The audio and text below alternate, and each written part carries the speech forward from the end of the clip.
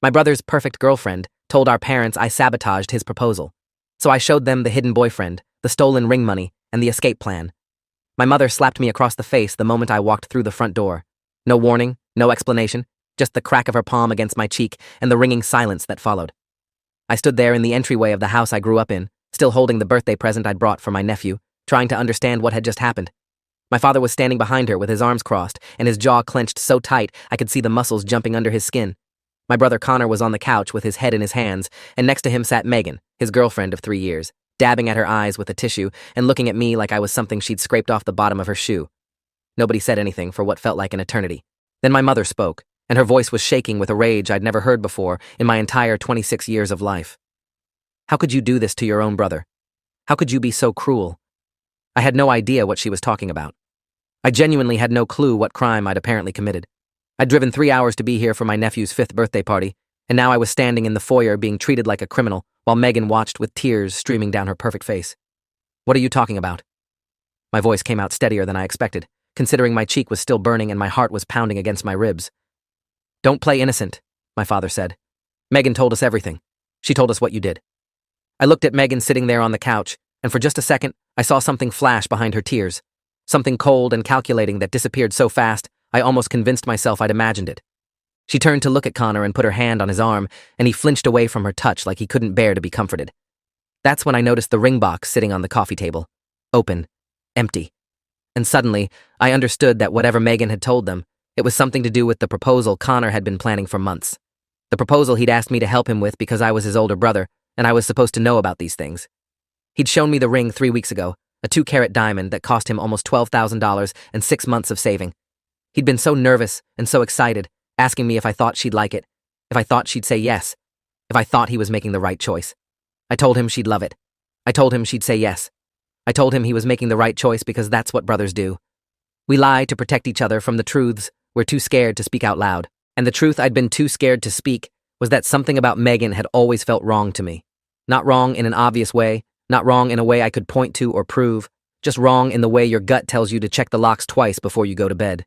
She was too perfect, too polished, too exactly what Connor had always said he wanted in a woman. Connor finally looked up at me, and his eyes were red and swollen like he'd been crying for hours. 3 years, he said. 3 years I've been with her. 3 years I've been planning a future with her, and you couldn't stand to see me happy, could you? You never could. Connor, I don't know what she told you, but whatever it is, it's not true. She showed me the texts, Nathan. He stood up, and his voice cracked on my name. She showed me the texts you sent her trying to convince her to leave me. She showed me the screenshots where you called me a loser and said she could do better. She showed me everything, and I still can't believe my own brother would do something like this. I felt the blood drain from my face. Texts? What texts?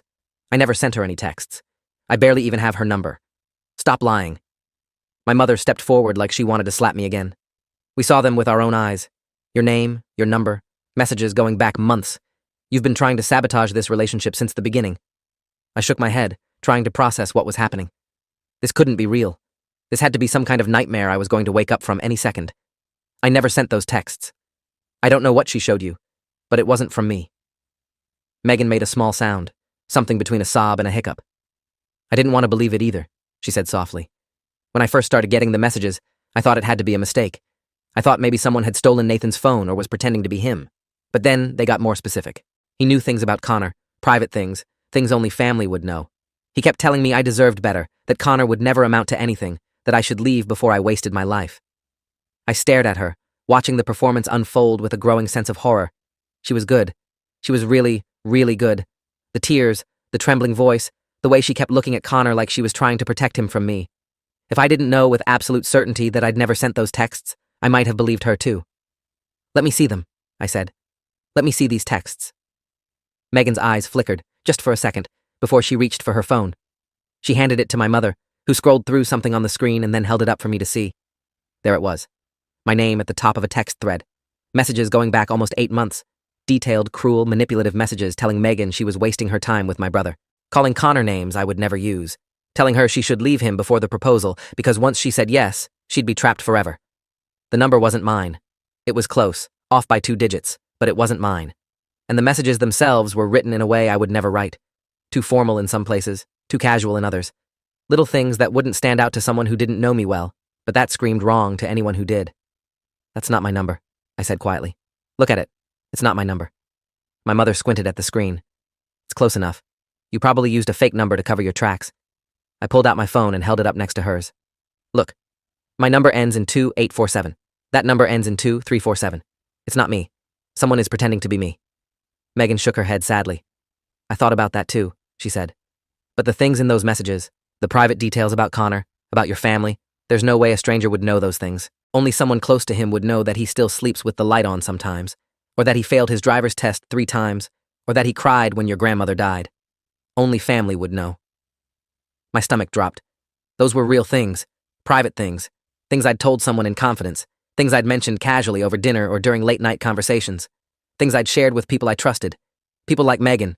She'd been to family dinners, she'd been to holiday gatherings, she'd sat in our living room and listened to stories and filed away every piece of information like ammunition for a war nobody knew she was fighting. I looked at Connor and saw that he'd stopped crying. Now he just looked tired and broken and completely convinced that his own brother had tried to destroy his happiness. Connor, I said slowly, think about this. Why would I do this? What would I gain from breaking you two up? I don't know, Nathan. He ran his hands through his hair. Maybe you're jealous. Maybe you can't stand that I found someone and you're still single. Maybe you've always resented me for being the favorite and this is your way of getting back at me. Is that really what you think? I can't think of any other explanation. The texts are real. The number is close to yours. The details are accurate. What else am I supposed to believe? You could believe your brother. You could believe the person who's known you your entire life, instead of the woman you've known for 3 years. Connor looked at Megan, and something passed between them that I couldn't read. She reached for his hand, and this time, he let her take it. I think you should leave, Nathan, my mother said. You've done enough damage for one day. This is insane. I came here for Oliver's birthday party. I came here because you invited me. And now you're throwing me out because of some fake texts that anyone could have sent? My father stepped forward. The texts might be questionable, but there's more. I felt my heart stutter. More? What else? Megan looked at the floor like she was ashamed to speak. Connor squeezed her hand encouragingly, and she took a deep breath. The ring, she whispered. The money for the ring. What about it? I asked, even though I already knew whatever she was about to say was going to be worse than the texts. Connor started saving for that ring over a year ago, my father said. He had almost $15,000 in a separate account, money he'd been putting aside from every paycheck. 2 weeks ago, $9,000 disappeared from that account. Megan found a transfer confirmation in Connor's email. The money was sent to an account in your name. I felt like someone had punched me in the chest. That's impossible. I didn't take any money. I would never steal from my own brother. The confirmation had your name and your account number, my mother said. Connor showed it to us. He didn't want to believe it either, but the evidence is right there. Check my accounts, I said desperately. Call my bank. You'll see, I never received any transfer from Connor. I have maybe $3,000 in my savings account. If $9,000 showed up, I would have noticed. You could have moved it somewhere else, Connor said quietly. You could have transferred it to another account or taken it out as cash. There's no way to prove you didn't. So I'm guilty until proven innocent? Is that how this family works now? Someone makes accusations and I'm automatically the villain? The texts, the money, and now this. Megan's voice was stronger now, more confident. I found something else yesterday.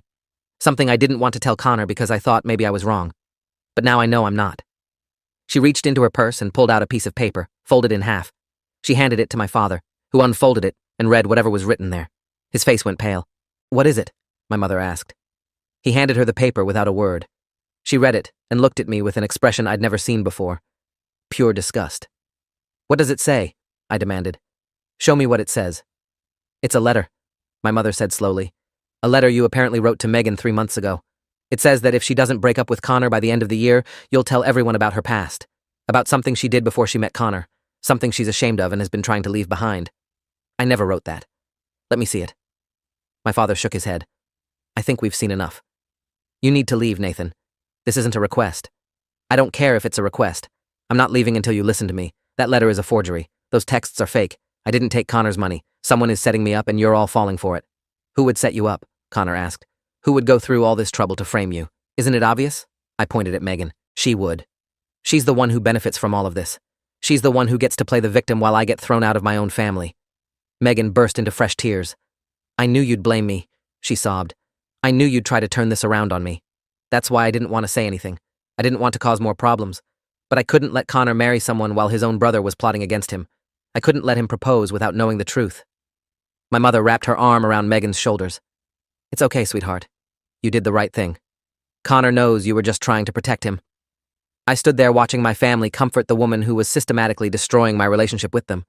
I wanted to scream. I wanted to grab them all and shake them until they saw what I was seeing. But I knew it wouldn't help. They'd already made up their minds. The evidence was too compelling, the performance too convincing. Anything I said now would just make me look more guilty. Fine, I said. I'll leave. But this isn't over. I'm going to prove that she's lying, and when I do, you're all going to owe me the biggest apology of your lives. Connor stood up and walked toward me. For a moment I thought maybe he was having second thoughts. Maybe some part of him still trusted his brother over his girlfriend. Then he got close enough that only I could hear him, and he said something that shattered whatever hope I had left. I never want to see you again. He stepped back and looked at me with eyes that held nothing but contempt. Don't come to the wedding. Don't come to holidays. Don't contact me or Megan ever again. As far as I'm concerned, I don't have a brother anymore. I wanted to argue. I wanted to fight, but I could see it was pointless. So I turned around and walked out the front door, leaving behind my family, my nephew's birthday present, and any illusion I'd had that blood was thicker than whatever poison Megan had been dripping in their ears for the past 3 years. I got in my car and sat there for a long time, staring at the house I grew up in while my hands shook against the steering wheel. I didn't know how she'd done it. I didn't know why she'd done it, but I knew one thing with absolute certainty. Megan had just declared war, and I was going to make sure she lost. The drive back to my apartment took 4 hours because I had to pull over twice when my vision got too blurry from the tears I refused to acknowledge. By the time I got home, it was past midnight, and I felt like I'd aged 10 years in a single day. I sat on my couch in the dark and tried to piece together what had happened. The texts were fake, obviously. Someone had created a number similar to mine and sent those messages to Megan, or Megan had created them herself and pretended to receive them. The money transfer was trickier. If there was really a confirmation email with my name and account number on it, that meant someone had either hacked into Connor's account or created a fake document convincing enough to fool my family. The letter was probably the same kind of forgery, a document designed to make me look like a manipulative monster who'd been targeting Megan for months. The question was why? What did Megan gain from destroying my relationship with Connor? From making me look like the villain in a story I hadn't even known was being written? If she wanted to marry my brother, she was already on track to do that. He'd bought the ring. He was planning the proposal. She didn't need to eliminate me from the picture because I wasn't standing in her way. Unless she was planning something that required me to be gone. Something that wouldn't work if I was still around to notice, to question, to investigate. I pulled out my phone and started searching. Megan Collins, my brother's perfect girlfriend. The woman everyone in my family adored. The woman who'd appeared in Connor's life 3 years ago and slowly become the center of his entire world. I didn't find much at first. Her social media was pristine, carefully curated photos of her and Connor at restaurants and beaches and family gatherings. Pictures of her volunteering at animal shelters and participating in charity runs and being exactly the kind of person you'd want your son to marry. But I kept digging, going back further and further until I found something interesting. Her Facebook account had been created exactly 3 years and 2 months ago, right before she met Connor. There was nothing before that. No old photos, no throwback posts, no tagged pictures from college or high school. It was like she'd materialized out of thin air at 24 years old with no history and no past. That wasn't normal. Everyone has a digital footprint. Old MySpace accounts they forgot to delete, embarrassing photos from high school parties, tagged posts from college friends. Megan had none of that. Either she'd scrubbed her entire online presence before meeting my brother, or Megan Collins wasn't her real name. I spent the next 3 days down a rabbit hole of reverse image searches and public records databases. I barely slept. I barely ate. I just kept searching, following threads that led to dead ends, and then starting over with new search terms and different approaches. On the 4th day, I found it. A news article from 6 years ago in a small town in Oregon. A woman named Vanessa Graham had been arrested for fraud after bilking 3 elderly men out of nearly $200,000 through a romance scam. She'd seduced them, gained their trust, and then systematically drained their bank accounts before disappearing. The charges were eventually dropped due to insufficient evidence, and Vanessa Graham vanished. I stared at the mugshot attached to the article. The hair was different, darker and shorter. The makeup was less polished, but the eyes were the same, the shape of the jaw, the curve of the lips, the slight asymmetry of the eyebrows. It was Megan. I was sure of it. I printed out everything I'd found and drove straight to a private investigator's office the next morning. His name was Derek Ashford, and he'd been recommended by a lawyer friend who said he was expensive but thorough. His office was small and cluttered, with filing cabinets lining the walls and a desk buried under stacks of paper. He was in his late 50s with gray hair and the kind of tired eyes that had seen too much to be surprised by anything anymore. He listened to my story without interrupting, flipping through the printouts I'd brought and occasionally making notes on a yellow legal pad.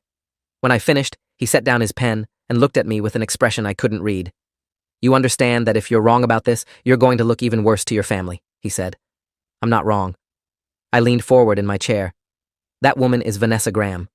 She changed her name, she created a fake identity, and she's been running a long con on my brother for 3 years. Why? What's the endgame? I don't know yet. But my brother had almost $15,000 saved for that ring. 9,000 of it is already gone. If she can steal that much without getting caught, imagine what she could do once she's married to him. Once she has access to joint accounts, once she's named as a beneficiary on his insurance policies, once she has legal claim to half of everything he owns. Derek nodded slowly. I've seen cases like this before, he said. Romance fraud is more common than people think. Most victims never report it because they're too embarrassed to admit they were fooled. Some of them never even realize they've been scammed. They just think they had bad luck in love. I need proof, I said. I need something concrete that I can show my family, something they can't dismiss or explain away. That's going to take time and money. Time I have. And money isn't an issue if it means saving my brother from this woman. Derek agreed to take the case. His retainer was $5,000, which was about half of my savings, but I didn't care. If Megan was who I thought she was, Connor was in danger. Real danger. Not just financial ruin, but potentially something worse. I'd read about romance scammers who didn't stop at draining bank accounts. Some of them took out life insurance policies on their victims. Some of them made sure their victims had convenient accidents after the paperwork was in order. I couldn't let that happen to my brother. Even if he hated me right now, even if he'd told me he never wanted to see me again, I couldn't just stand by and watch him walk into a trap. The next few weeks were some of the hardest of my life. I went to work and pretended everything was fine while my mind raced with theories and fears. I checked my phone constantly, hoping for updates from Derek, dreading what he might find. I didn't call Connor. I didn't reach out to my parents. I knew they wouldn't listen. Not yet. I needed evidence first. Proof that couldn't be denied or dismissed. Derek called me 3 weeks after I hired him. His voice was careful, measured, the way people sound when they're about to deliver news that's going to change everything. You need to come to my office, he said. I found something. I was there in 20 minutes. Derek was sitting at his desk with a thick folder in front of him and an expression that told me my worst fears were about to be confirmed. Megan Collins doesn't exist, he said without preamble. The social security number she uses was stolen from a woman who died in a car accident 8 years ago. The birth certificate she provided for her driver's license is a forgery. Her entire identity is fabricated. I felt sick. I knew, I said. I knew she was lying about who she was. It gets worse. He opened the folder and pulled out a stack of photographs. I've been following her for the past 2 weeks. Your brother works long hours, right? 9 to 6 most days, sometimes later. Yeah. He's a software engineer. Lots of overtime, especially lately. Derek nodded. Megan knows his schedule. She knows exactly when he leaves and when he comes home. And while he's at work, she's been meeting with someone. He slid the first photograph across the desk. It showed Megan sitting at a coffee shop with a man I didn't recognize. They were leaning close together, their heads almost touching, clearly engaged in an intimate conversation. Who is he? I asked. His name is Kyle Brennan, 31 years old, history of minor fraud charges, currently working as a quote-unquote financial consultant. He slid another photo across. This one showed Megan and Kyle walking into a hotel together, and another. Kyle's arm around Megan's waist as they waited for an elevator, and another. The two of them sitting in a parked car, clearly kissing. She's cheating on Connor, I said. But even as the words left my mouth, I knew it was more than that. Cheating was bad, but it was ordinary. This was something else. I don't think cheating is the right word, Derek said. Based on what I've observed, I believe Kyle Brennan is her partner. Not a romantic partner. A business partner. They're running this scam together. I felt the pieces clicking into place. The fake texts, the stolen money, the letter. They weren't random attacks designed to hurt me. They were surgical strikes designed to remove me from the equation before the final phase of whatever plan Megan and Kyle had been building for 3 years. Derek pulled out more documents. Financial records. Bank statements. Transfer confirmations. The $9,000 that disappeared from Connor's account, he said. It went to an offshore account registered to a shell company in the Cayman Islands. The same shell company that received payments from 3 other men in 3 different states over the past 7 years. All of them were engaged or married to women who matched Megan's description. All of them were financially devastated within 2 years of the relationship ending. She's done this before. Multiple times. She finds men who are stable and successful, builds a relationship, gets engaged, and then systematically strips them of everything they have before disappearing. Connor would have had no idea what hit him until it was too late. I stared at the documents, feeling a strange mixture of vindication and horror. I'd been right about Megan, but being right didn't make me feel better. It just made me more terrified for my brother. There's something else, Derek said. He pulled out one more photograph, this one showing Megan at a real estate office. She's been looking at properties in Costa Rica, specifically properties that don't have extradition treaties with the United States. I think she's planning to run. When? Hard to say. But if I had to guess, I'd say she's waiting for one more big score. Probably whatever's left in your brother's accounts, plus whatever she can access once they're married. She's going to marry him, take everything, and disappear before he even realizes what happened. We have to stop her, I said. We have to tell Connor. Derek shook his head. If you go to your brother with this, he's not going to believe you. As far as he's concerned, you're the villain. Megan has spent months poisoning him against you. Anything you say will just look like a desperate attempt to continue sabotaging his relationship. Then what do? We don't tell Connor. We show him. I hired a lawyer named Patricia Dumont, who specialized in fraud cases. She was sharp and no nonsense, with a reputation for taking down white-collar criminals and scammers who thought they were too smart to get caught. I showed her everything Derek had found, and she spent 2 days reviewing the evidence and building a case. This is solid, she said finally. Not enough for criminal charges yet, but enough to get a civil investigation started. More importantly, it's enough to make your family listen. The question is how we present it. We need to confront Megan in front of your family, I said. We need to show them everything at once so she can't spin it or explain it away. Patricia nodded. I agree, but we need to do it carefully. If we spook her, she might run before we can expose her. And if she runs, your brother loses any chance of getting his money back. What do you suggest? We set a trap. We create a situation where Megan thinks she's in control, where she feels safe enough to let her guard down. And then we expose her in front of everyone. I spent the next week planning. Derek continued his surveillance, tracking Megan's movements and documenting her meetings with Kyle Brennan. Patricia coordinated with law enforcement, getting the fraud division interested in Megan's case and laying the groundwork for an eventual arrest.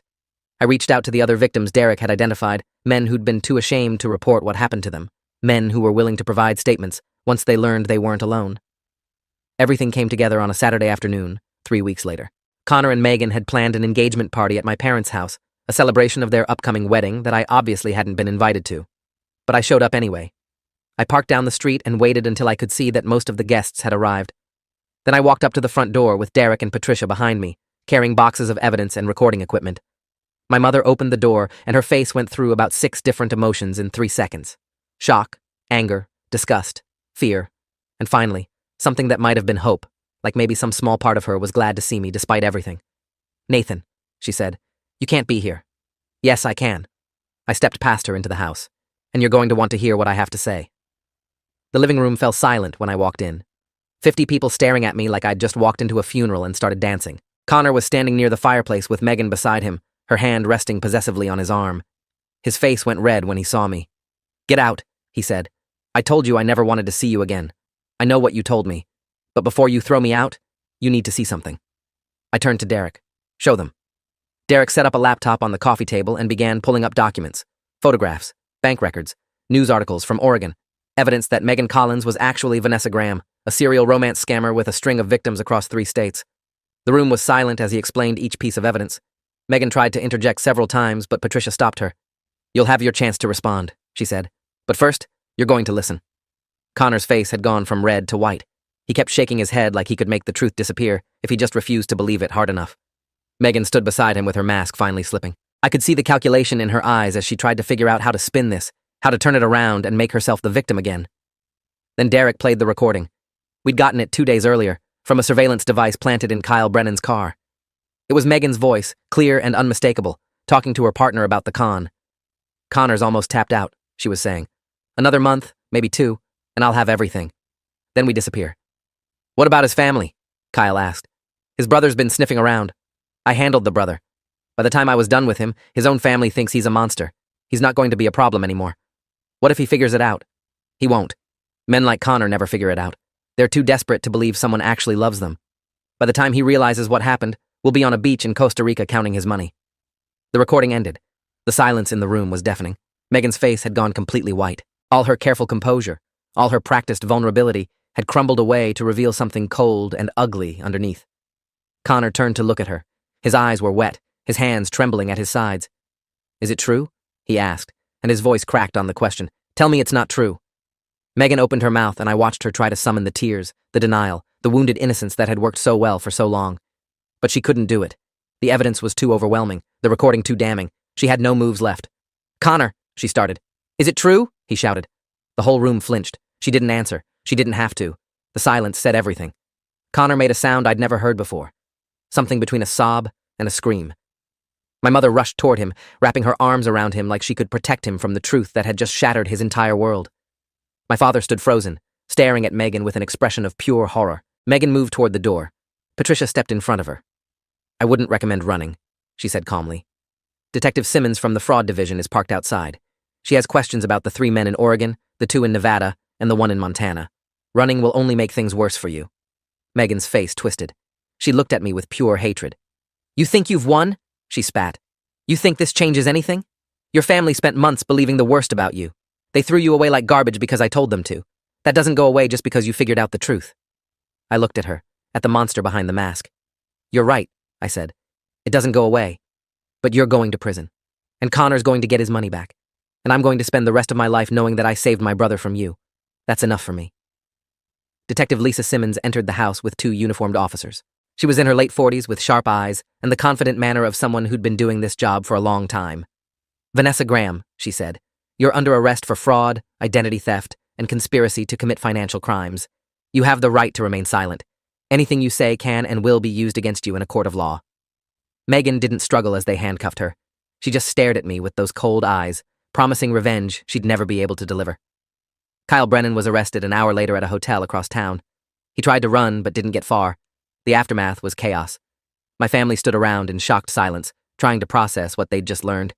The engagement party guests filtered out slowly, whispering among themselves about the drama they'd just witnessed. I found Connor sitting alone in the backyard, staring at nothing. I sat down next to him without saying anything. I'm sorry, he said finally. His voice was hoarse. I'm so sorry, Nathan. I believed her. I believed everything she said about you. You didn't know. I should have known. He turned to look at me with red-rimmed eyes. You're my brother. I've known you my entire life. I should have trusted you. She was good at what she did. I put my hand on his shoulder. She fooled everyone. That's not your fault. How did you know?